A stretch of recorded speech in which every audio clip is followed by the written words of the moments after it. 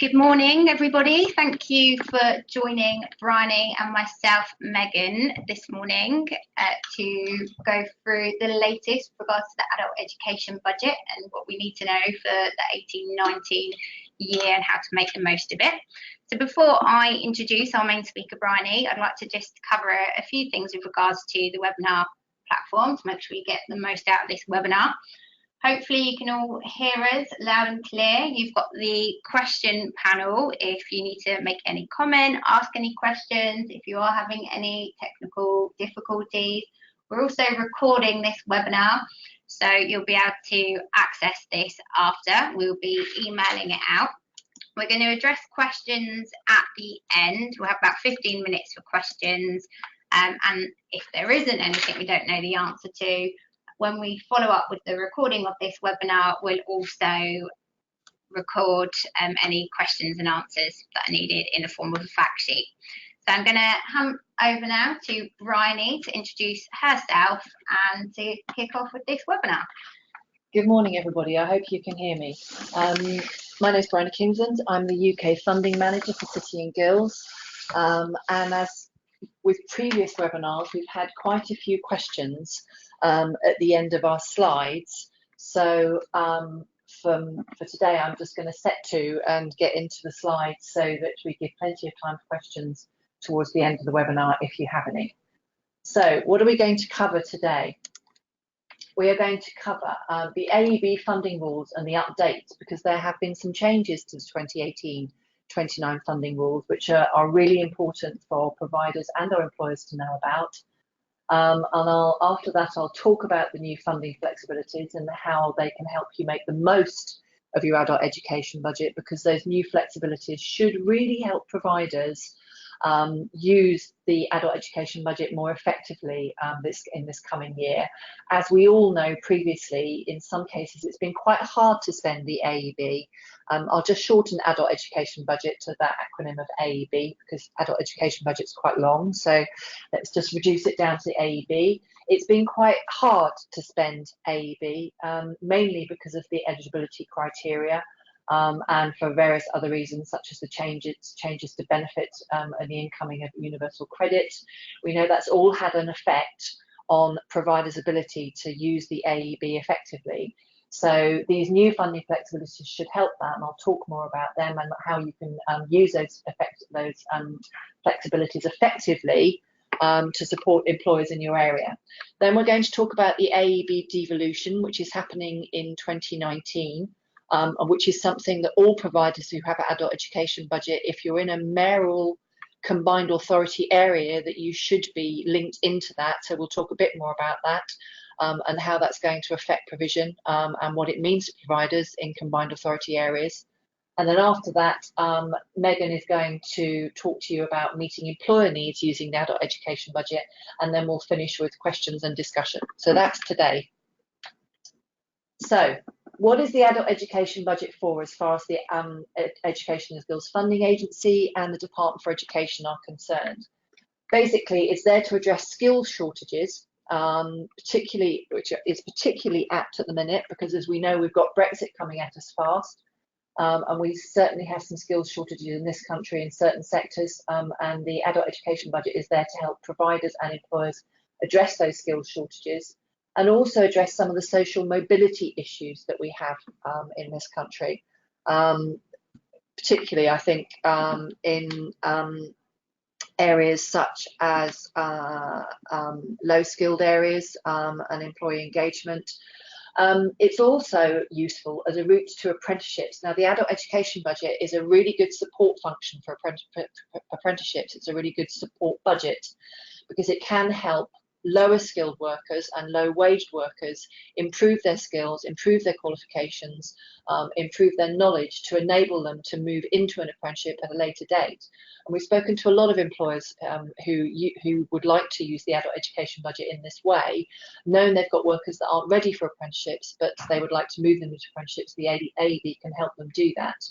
which then enables employers to obviously move towards that business transformation that so many of them are working towards at the moment, in readiness for Brexit and in readiness for the automating changes which are going to be happening in the future. And finally, it's great for equipping the future workforce, because as we know, automation is coming towards us fast, and artificial intelligence and automation of certain job roles is going to affect the future workforce and is going to affect some roles extensively. So using their education budget to upskill, reskill, and provide new skills to employees or learners that whose skills might be disappearing because they're being replaced by an automated approach.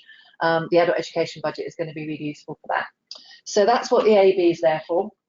So what are the funding changes that are happening for 2018-2019? Well, I think one of the most important ones is the new rule that low-waged learners aged 19 plus will now be fully funded for some courses. When the Education and Skills Funding Agency put a threshold on low-waged, that stands at £15,736.50.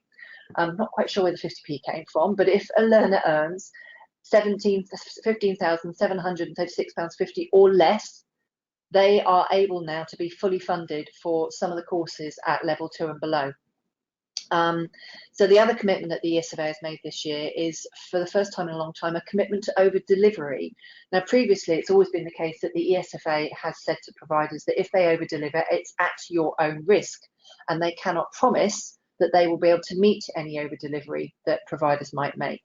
But this year they've committed at the end of the year to provide to 3% over delivery. So if providers do over deliver on their adult education budget, the ESFA has committed to paying for that over delivery up to 3% of your own individual adult education budget. So that's good for growth and good for those providers who have wanted to access more adult education budget, but obviously, understandably, you may have been wary about over delivery, knowing full well that the ESFA may not pay it towards the end of the year. The next one, the next change, which affects both the adult education budget and apprenticeships, is increased subcontracting evidence and declaration requirements. I'm not going to go into too much detail about them, but it's worth providers being aware of that and reading the subcontracting requirements in the new adult education budget funding rules. There's a need for you to make your declarations and obviously show that you are subcontracting on your website and what your subcontracting fees are. But more than that, I think it's best for providers to read that particular section of the funding rules in full. The other change is that the clarification that the ESFA will fund legal entitlement courses. Now, legal entitlement, for anyone who's not aware, it is the ability for any learner that does not have a full level 2 or a full level 3 qualification to access those qualifications and be fully funded for them. Now, the ESFA has clarified that for those legal entitlement courses that need to be delivered in the workplace, providers can do so. That's always been very unclear in the previous versions of the funding rules. It seemed to say, in actual fact, that the ESFA would not fund anything that was delivered in the workplace. I think that sort of clash that that comes with apprenticeships being introduced was a concern, but they are now saying that they will definitely fund legal entitlement courses that are delivered to learners in the employer's workplace. There's some clarification in the funding rules on the non-formula community learning funding, such as the £1 Plus. There's also a new requirement that you cannot use your adult education budget to fund learners in custody. That is because the MOJ now has the Offender Learning and Skills funding, and they will be using that funding pot to deliver learning in prisons. So the ESFA and Department of Education do not want the adult education budget to be used to fund learners who are in prison or in custody, because that's being funded directly from the OLAS funds that the MOJ now has. So, moving on, these are the programmes that the adult education budget funds: the legal entitlement, the local flex, 19 to 24 traineeships, the community learning and learner support, and also Ezel, and we'll talk more about them in some detail now. So, legal entitlement. Legal entitlement, as I said earlier, covers that need, or for learners who do not have a full level 2 or a full level 3, to be able to, up to the age of 24, to access their first full level 2 or level 3. Now, City and Guilds for legal, and also Maths and English is part of that legal entitlement as well. City and Guilds, and you'll be able to see in the top box there in the bottom right hand corner that we have, I've put this in just for note really, that we have 35 qualifications in the legal entitlement for English and Maths. Those qualifications are the functional skills qualifications up at level 1 and level 2. There are also a selection of bite-sized, or what used to be called stepping stone qualifications, that providers can use to enable learners to reach that stage where they could take the level 1 or level 2 qualifications, or to use as a bite size as part of a traineeship, or as part of any route which you want your learner to reach that level 1 or level 2 English and Maths functional skills. For the first full level 2, age 19 to 23, and also for 24 plus unemployed, City and Guilds has 105 qualifications that are available as part of the legal entitlement for first full level 2.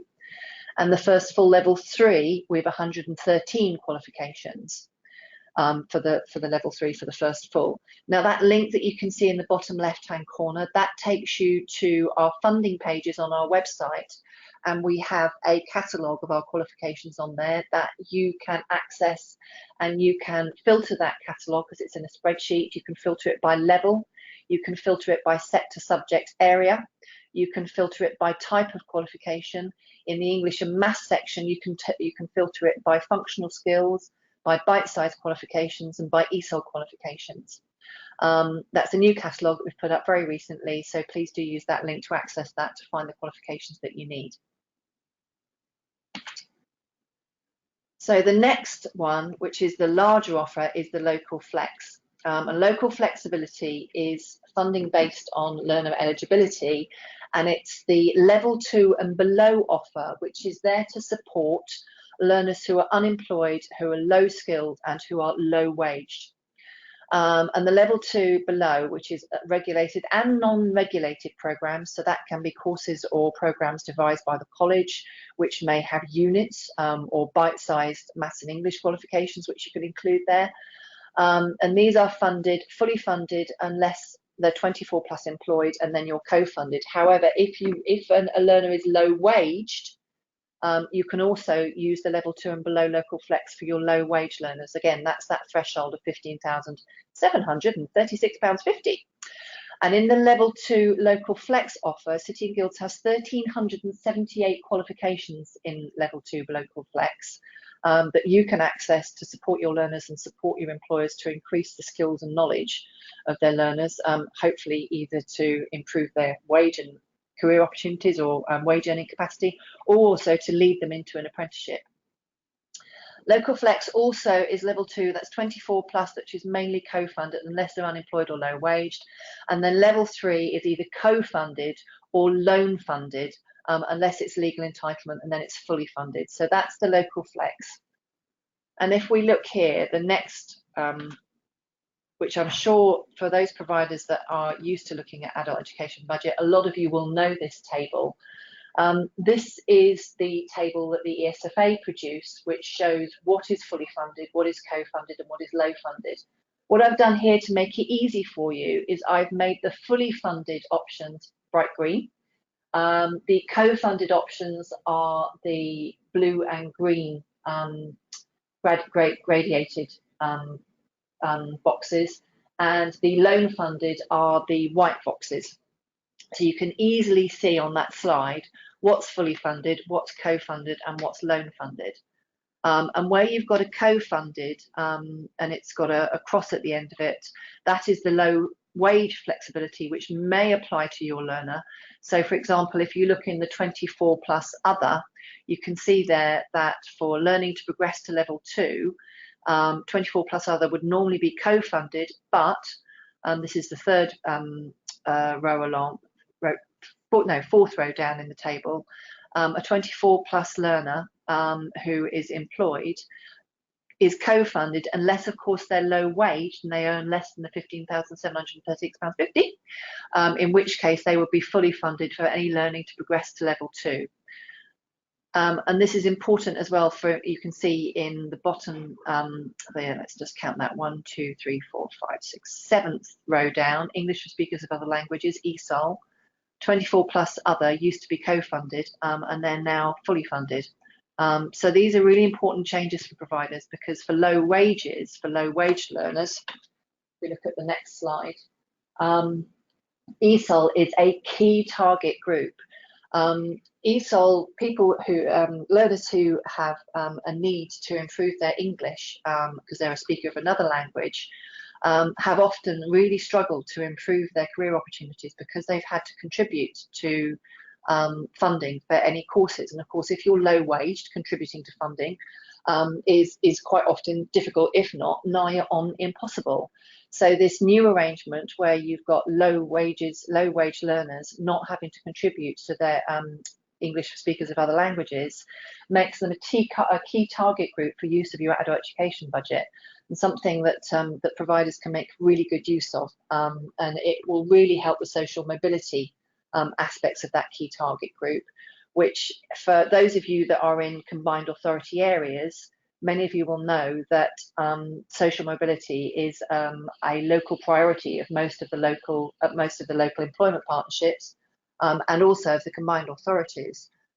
So improving social mobility of your low skilled and low wage target groups will be a key aspect for most combined authorities next year when they devolve. So getting ready for that and using your adult education budget now to improve your offer to those learners that are low waged, whether they're Ezel or low waged or low skilled, is a great use of your adult education budget for this year.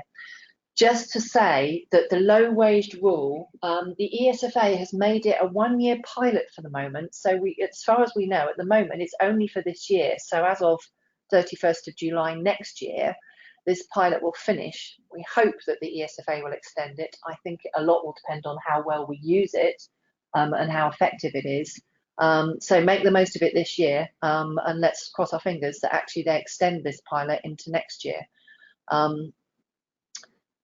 So the final thing I think with the low wage rule and the other opportunities within the changes of the adult education budget is the use of the adult education budget to support learners that are low waged or low skilled into an apprenticeship route. There are many learners out there, and we've spoken to many employers who have stated they've got learners that they'd like to put on apprenticeship, but the learner's just not ready, or that they don't have the skills or the wherewithal at the moment to really be able to move into a level 2 or level 3 apprenticeship.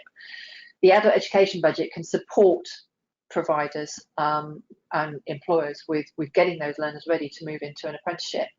The other aspect of the low wage rule is which sectors really are low wages. So we did some analysis for you and had a look at some of the stats that are available in this area. And we looked on the Office for National Statistics, and we looked at some of the Ofqual stats. And what you can see here is there are various sectors that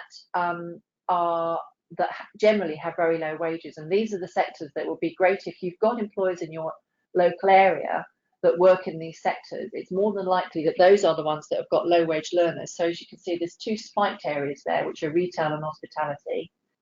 You've also got social care, which, as we all know, is a fairly low wage area. So those are the sectors that are key when it comes to looking at low paid learners. Manufacturing can also be another area, but it didn't pop up on this particular analysis. The other side of the slide that you can see there are the level 2 certificates by sector subject area that Ofqual produces, and this shows which certificates are popular at level 2 and below. So you can see here that Foundation for Learning and Life, so that's your functional skills, it's your employability type qualifications, it's Ezel. Performing arts is another one, but sport, leisure and recreation, hospitality and catering, these are also level 2 key certificates at level 2 and below. ICT is another very popular one, building construction, and finally health and social care. Those are the areas that have the highest level of level 2 and below certificates that might be interesting sectors for providers to think about when you're planning your curriculum or planning your strategy for use of your adult education budget for this year. So Ezel opportunities. As I said earlier on, using your adult education budget to support your ESOL learners in your local area can put you in good stead with your combined authorities and your LET plans for the outcome-based priorities approach that many combined authorities are going to use when it comes to the devolution of adult education budgets next year. And we'll talk a little bit more about this. I've got a bit more information about it for you later. But often, as I've stated there, ESOL are a low-paid cohort that have been unable to access those courses because of the co-funding. So the new flexibility can enable you to advertise your ESOL courses far more effectively around your local area, whether that's in clubs or sports areas or in community premises, or whether it's with particular employers. And also ESOL can then further aid progression of those learners into the functional skills and the employability offer. It can also be a key element of some 16 to 24 traineeships for those learners that need to improve their English if they're a speaker of another language. You can make use with ESOL of a mix of regulated and non-regulated learning aims to get your learners where they need to be. It's a good way of maximising your income for your ESOL. If you look at the single activity matrix that the ESFA has in their funding rules and also in their funding formula documents, you can run a course for a learner that is, for instance, say 300 or 400 hours long, that could be a regulated course. But if the learner has other needs, you can use non-regulated learning aims to add to that, which can draw you down more funding to support that learner and enable them to progress faster. So again, it's a good mix of regulated and non-regulated learning aims. Using the matrix to work out your funding is a good way to support your learners and progress them into functional skills or into a further into the employability offer, into a traineeship or into an apprenticeship. So some of the changes in subcontracting. So we'll just briefly have a look at this because we've had some questions prior to this webinar from some providers asking about subcontracting and why it's become so difficult for them to get access to subcontracting with some of the primes that do subcontract. We completely feel your pain with this, I think, but one of the problems is that obviously primes now have to be far more rigorous in their response to the ESFA and how they are subcontracting. So some of the things that if you're a prime or if you're not a prime that you need to be aware of that your prime provider will need to do is making sure that subcontracting meets the strategic aims of the local priorities as well as your organisation. So what the ESFA are basically saying is that subcontracting can't just be in place to enable the prime provider to draw down more funding. And we all know in the news and the media about the noise about subcontracting, top slicing and subcontracting fees. The ESFA are looking at that over the course of the next quarter, and we should hear more towards November or December what they intend to do about subcontracting and prime provider fees and top slicing and how they're going to address that issue, because we all know that it is there. So what the ESFA are basically saying is that prime providers who do subcontract, it's got to make sure that your subcontracting is meeting local priorities, that it makes effective use of the adult education budget to enhance the quality of the offer to the learners that they've got in that local area. And also that the strategic aims of the organisation are met by subcontracting. And what the ESFA and Ofsted will look at when you're subcontracting is that they want to make sure that you're not using, if you're a prime, you're not using subcontracting to meet short-term funding objectives, and that your subcontracting fees are fair. And as I've said earlier on, there's a review of that during this next quarter. Ofsted, when they're coming in and looking at inspecting provision via providers, do look at, and I'll read this out, the extent to which leaders, managers and governors collaborate with employers and other partners, now those other partners mean subcontractors, to ensure that the range and content of provision is aligned to local and regional priorities. So this again is looking at combined authority areas or LET priority areas, and these are sector subject area priorities, whether that could be digital or whether it's building and construction or whether it's engineering. They will look at what providers are delivering in their local area and making sure it is aligned to the local and regional priorities. So subcontracting has to meet some of those regional priorities and be part of the strategic plan for prime providers. So those of you that are looking to be subcontractors, i.e. a prime provider, and those of you that want to subcontract with a prime provider, some of the difficulties stem from these new rules or new requirements for subcontracting. So if you are looking to get more subcontracting with a local prime provider, here are some things that you could do that can help you. So accessing subcontracting adult education budget. Use your local networks and provider groups. If you're not linked into those local networks and provider groups, now is the time to do it. Also, some large providers put subcontracting opportunities up on their website and also in their local newspapers. So making sure that your teams are aware of all of those opportunities using those networks is one way of doing it. You can register on Bravo, which is the ESFE and DFE portal. Occasionally those are used to flag subcontracting opportunities. You can also sign up for other procurement sites, such as the ones we've got listed there, such as Contracts Finder, B2B Quote, Due North, Intend. There are quite a lot of procurement sites that are used by a variety of different prime providers that they might flag subcontracting opportunities on. So being signed up to them so you get as much opportunity as possible to see what's available is another way to find subcontracting opportunities with prime providers. The final one is to use the list of the ESFA declared subcontractors. Now this list is published a couple of times a year. It's always out there. It may be slightly out of date, but it's generally never less than 6 months out. It's never less than 6 months old. That lists all the prime providers and who their subcontractors are. So you'll be able to see which prime providers do actually subcontract, and you could potentially approach them if you're looking for an AEB subcontract or even an apprenticeship subcontract and ask them if they've got spare funding that they'd like to subcontract and start those negotiations. So those are routes for those of you that want to subcontract to a prime provider to access adult education budget that you might be able to use. And I hope that's of some help. Now, finally, we're going to start looking at the combined authority devolution deals, which are coming at us fast, actually, when we think that this is going to be next year. The combined authorities that are going to devolve next year, and I'll show you the list of them in a minute, they are already making plans for what they are going to do with those budgets, who they're going to work with in terms of providers, and how they're going to contract those budgets out to providers in their local area. So if you're not keyed into that and you're in a subcontract, you're in a combined authority area, then you really need to be in contact with your combined authority and your LEPs to find out what they're planning. The ESFA has said in their conditions for devolution of the adult education budget that they do not expect combined authorities and LEPs who are working together to upset too much the current approach and plans for delivery of AEB. They don't want the devolution of the adult education budget to destabilise the market. So initially, I think there will not be major changes, but you can expect over the course of the next 2 or 3 years that combined authorities will instigate the plans they've got to make sure that they are meeting the priority skills needs of their local area. So initially, there may not be massive change, but you can expect gradual change, I think, over the course of the next 2 or 3 years.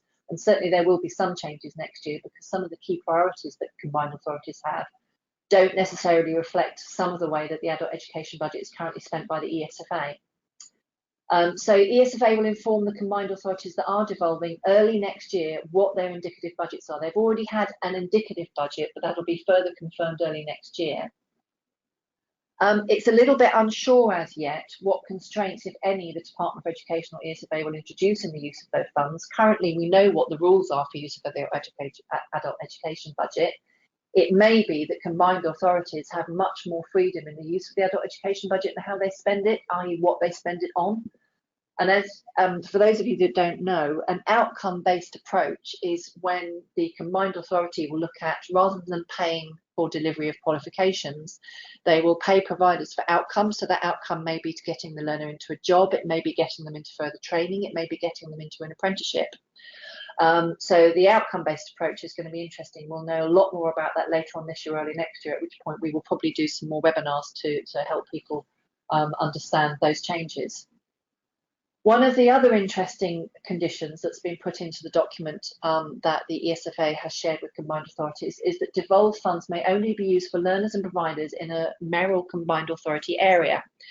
Now, this could make it very, very interesting for providers, particularly if you have learners that are from outside a combined authority area, or if you sit, for example, just inside a combined authority area, but a lot of your learners come from other parts of the country or other parts of the area, and they're not part of the combined authority. What you could find yourself in the position of being is having an allocation from your combined authority, but also having an allocation from the adult education budget from the ESFA. So you may have two sorts of adult education budget, that you get from your MCA and that you get from the ESFA, both of which could have different rules. So there could be some interesting complexities there for providers to be aware of and start working through over the course of the next 6 to 9 months. I'm not quite sure how combined authorities and ESFA are going to work that, because it could potentially end up with two lots of bureaucracy for you to deal with and two different ways of actually contracting. So that will be interesting to watch. And as I said earlier, combined authorities are consulting now on their arrangements and their strategies. For instance, I know that the West of England Combined Authority has got a consultation session coming up, I think later in September, for those providers that may be down in that area that you might want to attend, and they're looking at their skills strategy and the use of the adult education budget. So getting onto the websites of all your combined authorities is really important, so you keep up to date and up to speed with what they're actually doing. Allocations and procurement for contracting of the adult education budget that's being devolved are expected early in 2019. That's all we know about that for the moment, but we should hear more later on. So what are the combined authorities flagging at the moment as their regional priorities? We've got two slides here for you, basically flagging all 6 combined authorities that are devolving. So you can see here, just flick back and forth between the two. So you've got Greater Manchester, Liverpool region, Tees Valley, Cambridge and Peterborough, West Midlands, West of England and Greater London. And what I've done is actually go through each of the documents that are available and listed what the combined authority has put as their skills priorities and their use of the adult education budget as from next year. And we've done just a very short bullet point for each area. But if you are a provider in one of those combined authority areas, reading the strategy, the full skills strategy for use of the adult education budget for your combined authority area would be a sensible idea, so that you're up to speed with exactly what it is that they're looking for. But those 2 slides are for information for you, so you can see in just very quickly exactly what their priorities are. Now I'm going to pass you over to Megan, who's going to talk to you about using the adult education budget to meet your employer needs and how providers might move towards that. Thank you, Bryony. So just give me a moment while we just hand over.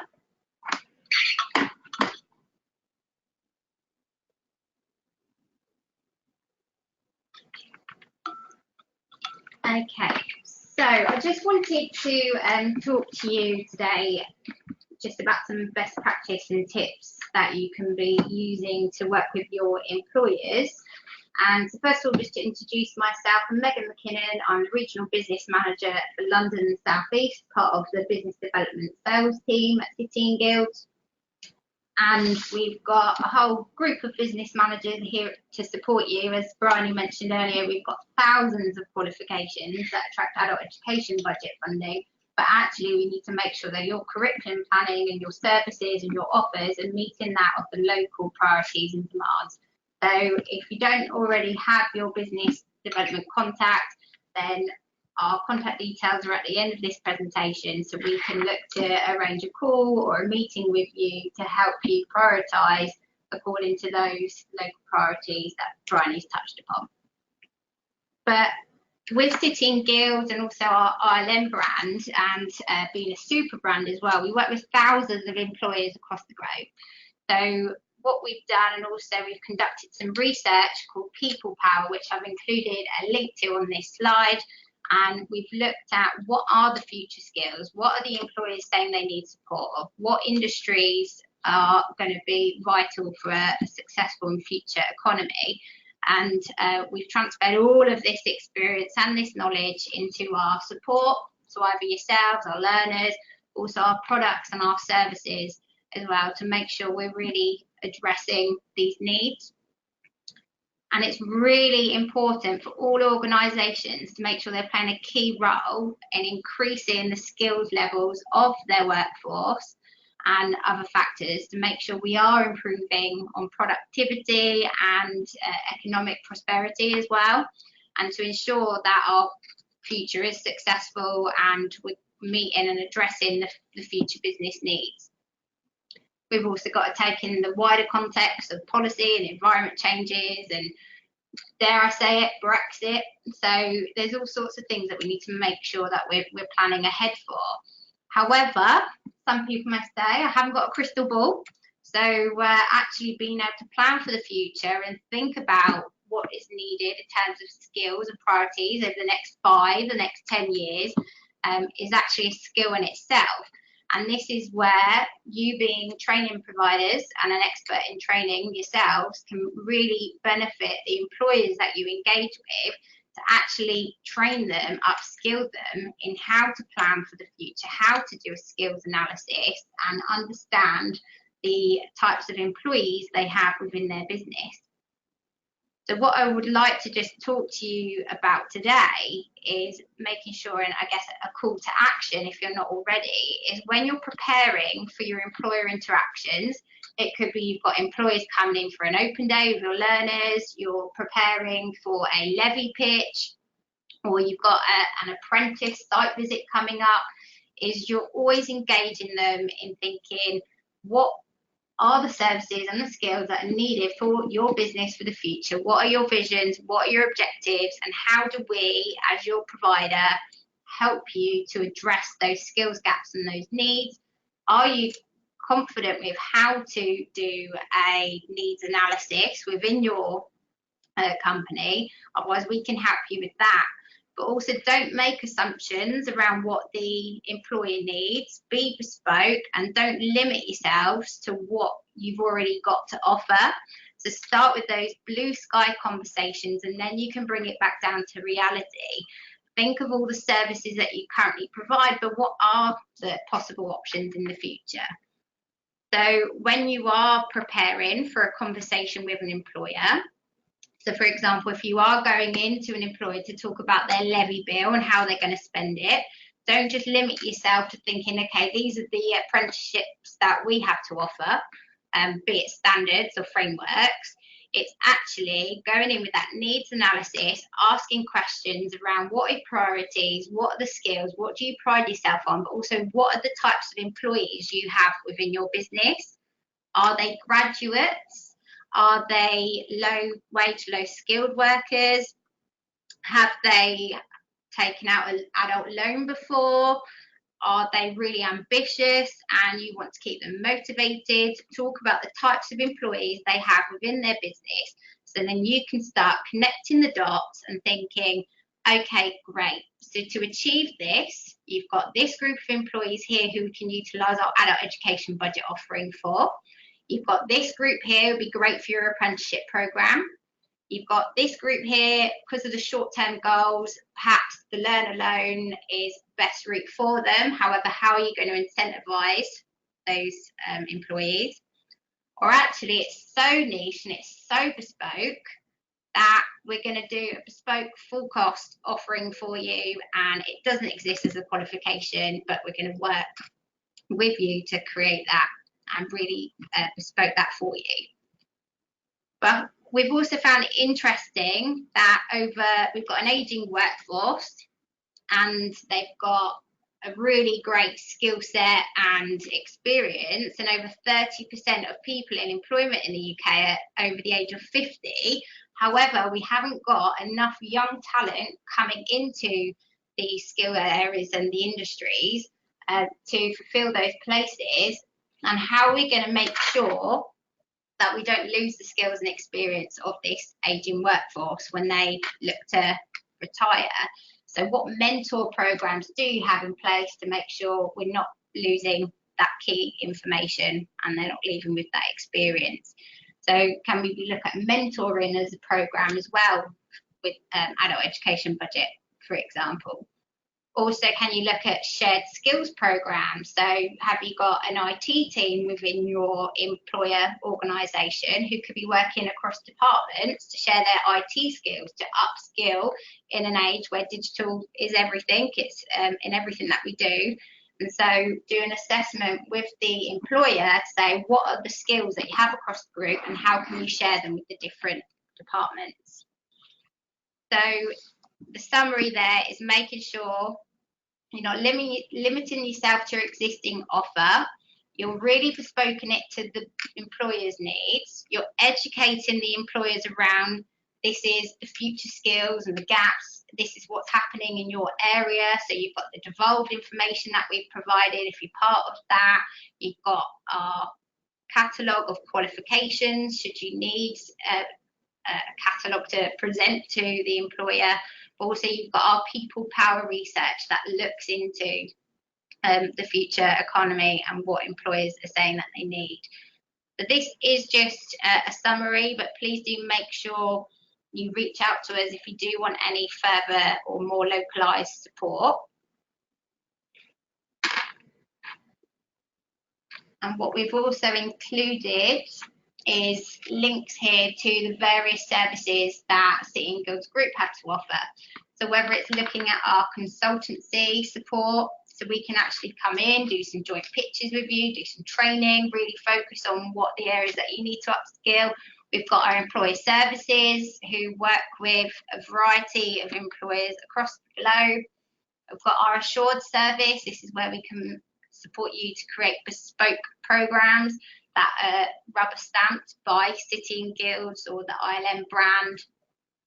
We've also got our advanced learner loan catalogue, our AEB catalogue that you can also use for the upcoming ESF, European Social Funding. And that's another webinar for another day, Bryony. And okay. Also a link to our apprenticeship offering here. Okay, so we're just going to move now on to any questions. You've got our contact details here, you've got our social media details, so you can follow us and get this information as well. But we'll just move into the questions. So we've got two here. So one from Georgina. Any advice on learners in private prisons who cannot access MOJ funding?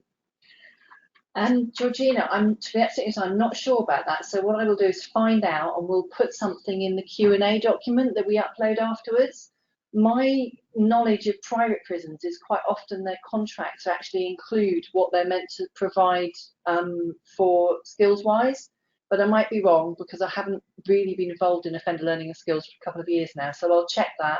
We'll put something in the Q&A, and that should be up on the website by tomorrow or Thursday at the latest. So you can check there. The next question we've got is from Kevin, who's saying, can the adult education budget still be used for those on temporary licence? Kevin, I think the answer to that is no, because even though they are on temporary licence, they are still an inmate. They are still an offender that's inside a prison, even though they're released into a job, whether it's volunteering or whether it's an actual role. They're still perceived to be in prison. So the answer to that is no, the adult education budget cannot be used for those that are on temporary licence. Are there any other questions from the audience? If you want to type them now.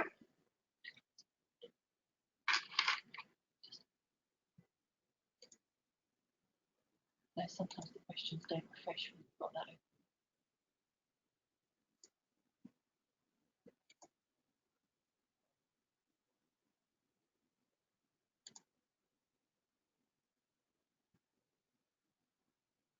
So we'll leave it a couple more moments to see if any further questions come through.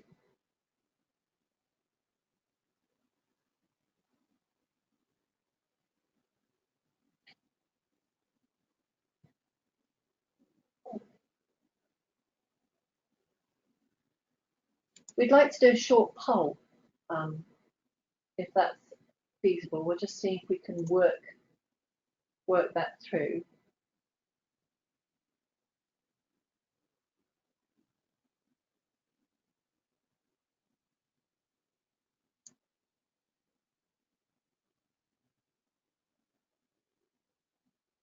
So we're just creating a poll for everybody. I think the question we'd like to ask is, if you're a provider and you have an adult education budget, have you Have you struggled to use your adult education budget?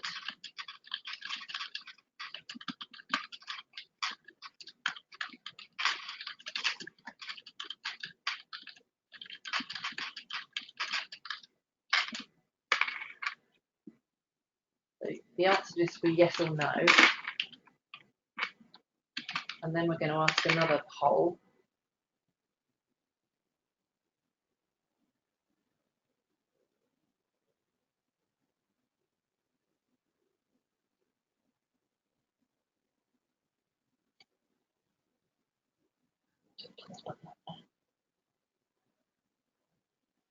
So this is a poll that we've just set up.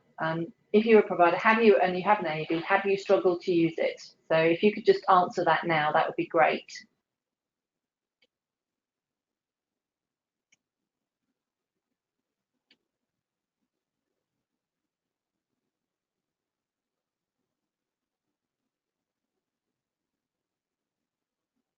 Yes, it's also bearing in mind we're at the start of a new year, but yeah, talking historically.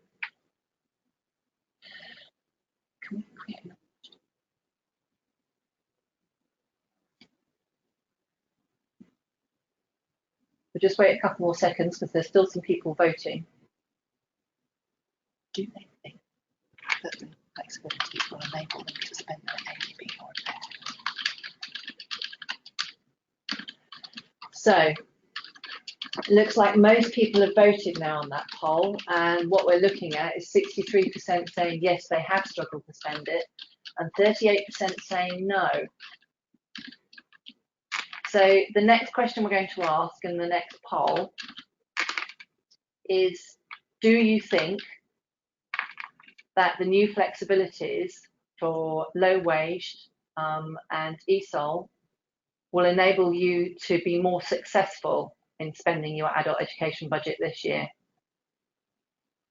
And that's again a yes or no answer. And if you could all just vote on that now, that would be great. Thank you.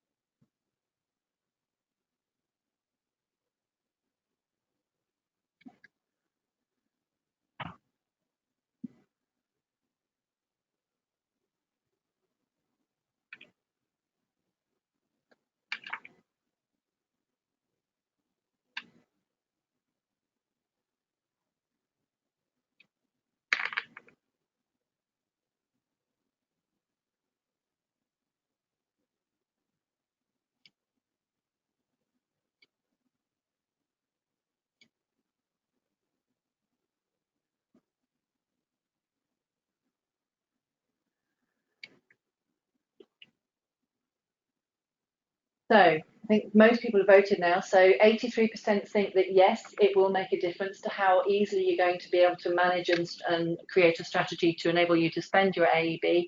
And 17% think no, it won't make much difference. That's interesting. So it sounds like everybody thinks that the new flexibilities are a good thing and it's going to help you spend your AEB more effectively this year. I'd be interested to chat to some of the people who think no, that may well be because actually you've already spent your AEB effectively over the course of the last few years anyway. Or it may be that you don't think it's going to make much difference. If that is the case, it'd be great to have a chat to you to find out why.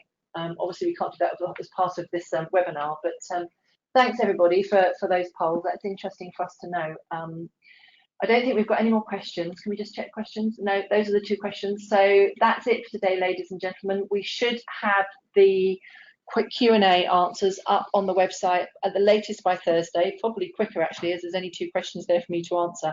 If there are any other questions that you want to send through, please do so either via those emails or now, and then we can add them to the Q&A, which we'll put up on the website in the next 24, 48 hours.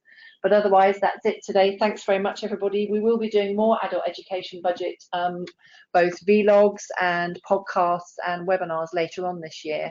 And also we're doing an apprenticeship update webinar on the 27th of September. That webinar will be looking at all the apprenticeship funding rules changes, of which there have been many this year. So do look out for that new webinar that's happening on the 27th on apprenticeships that I'll be running. Thank you, everyone, and have a great rest of the 18-19 year. Yeah. Like a happy new year. Happy new academic year. Bye. Thank you.